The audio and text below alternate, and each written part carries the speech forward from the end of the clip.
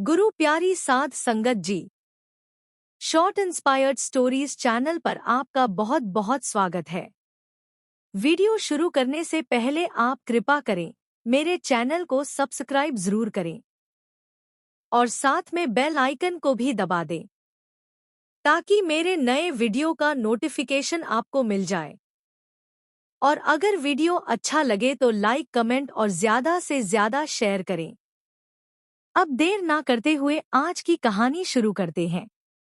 गुरु प्यारी साध संगत जी, आज की यह साखी एक अत्यंत महत्वपूर्ण और गहरा विषय है जो सिख दर्शन में निहित है। कर्म बड़ा या धर्म, क्या कर्म बड़ा है या धर्म का प्रश्न कर्म, कर्तव्य और धर्ममय जीवन के बीच संतुलन को छूता है। यह एक साखी है जो सिख शिक्षाओं से प्रेरित है और इसी प्रश्न की पड़ताल करती है, कर्म बड़ा या धर्म। भाई संतोख सिंह की शिक्षा। तरन तारन के पवित्र सरोवर के आसपास के उपजाऊ मैदानों में भाई संतोख सिंह नाम का एक सम्मानित और धनी व्यापारी रहता था।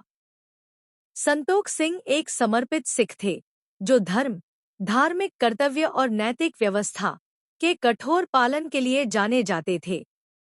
उनका धर्म, वे नितनेम, दैनिक प्रार्थना के लिए भोर से पहले उठते थे, अपनी कमाई का 1/10 हिस्सा दसवंध दान करते थे और यात्रियों के लिए खुला रसोई घर, लंगर रखते थे। हर कोई उनकी धर्मनिष्ठा की प्रशंसा करता था।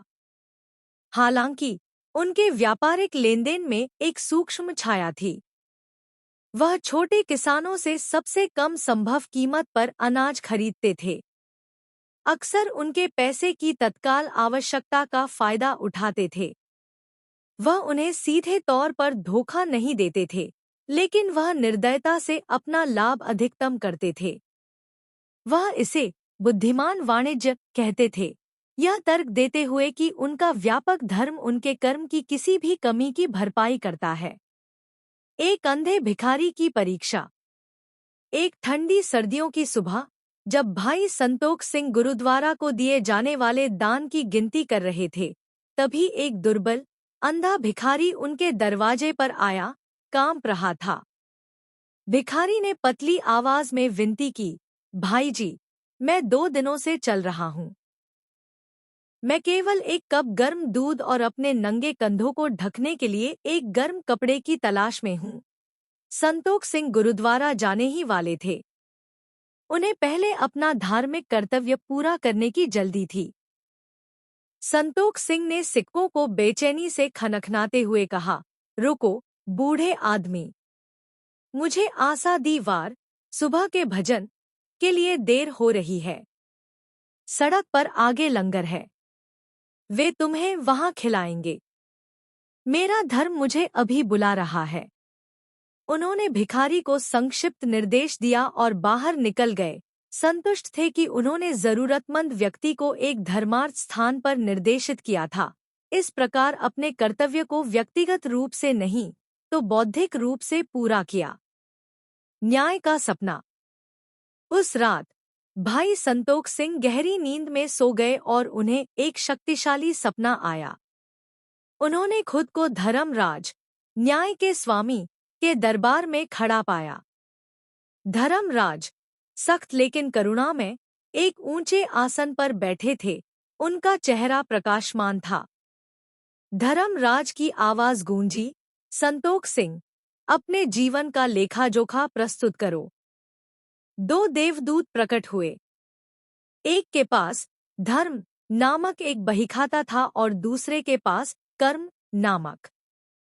धर्मदूत ने कहा, वह अनुष्ठान का एक आदर्श व्यक्ति है। वह प्रार्थना करता है, वह ईमानदारी से दसवंध देता है, वह गुरु का सम्मान करता है। उसका बहीखाता योग्यता से भरा हुआ है। कर्मदूत ने आगे बढ़कर एक छोटा, खाली प्याला दिखाते हुए कहा, वह कार्रवाई में कमी पाता है। उसने गरीब किसानों पर अत्यधिक दबाव डाला। और आज सुबह, जब एक अंधे व्यक्ति ने तत्काल गर्मी और आराम की तलाश में आया, तो उसने एक व्यक्ति पर एक अनुष्ठान को प्राथमिकता दी। उसने एक साधारण कप दूध से मना कर दिया क्योंकि वह अपना धर्म करने में बहुत व्यस्त था। उसके वास्तविक निस्वार्थ कर्म का प्याला खाली है। धर्मराज ने संतोख सिंह की ओर देखा। उनकी आंखें मर्मभेदी थी। मुझे बताओ, संतोख सिंह, कर्म बड़ा या धर्म? संतोख सिंह ने अपना बचाव करने की कोशिश की। प्रभु, मेरा धर्म विशाल है। मैंने आज बड़ी मात्रा में सोना देने की योजना बनाई थी। निश्चित रूप से वह एक कप दूध के छोटे से कार्य से अधिक है। धर्मराज ने दुख से सिर हिलाया। गुरु ने सिखाया, सबसे पहले जरूरतमंदों की पुकार सुनो। सच्ची सेवा तत्काल की गई क्रिया है, जो अहंकार के बिना की जाती है। तुम्हारा धर्म तुम्हारे स्वार्थ की रक्षा के लिए एक ढाल बन गया, न कि सच्ची करुणा का सोता। धर्म वृक्ष है, लेकिन कर्म फल है। जो वृक्ष फल नहीं देता, वह केवल लकड़ी है। जागृति। संतोख सिंह हांफते हुए जागे।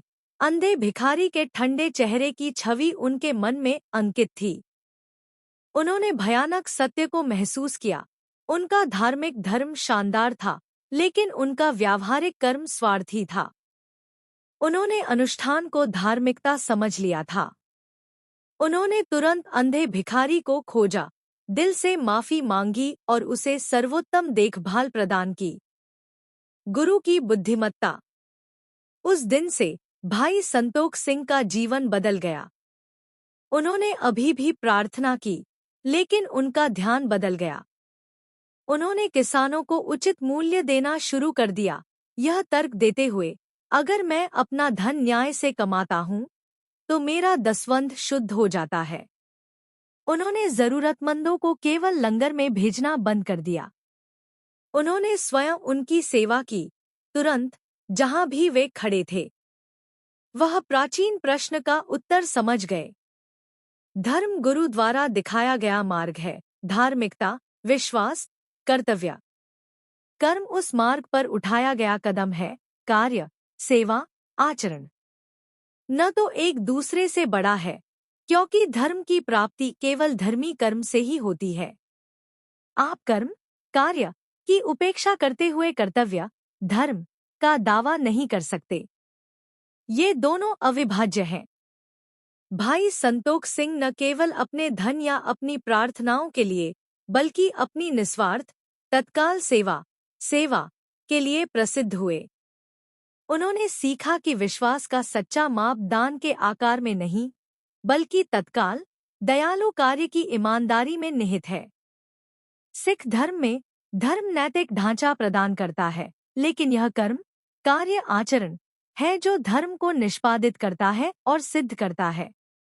धर्म का सर्वोच्च रूप सेवा, निस्वार्थ सेवा है, और सेवा हमेशा एक कर्म, एक क्रिया होती है।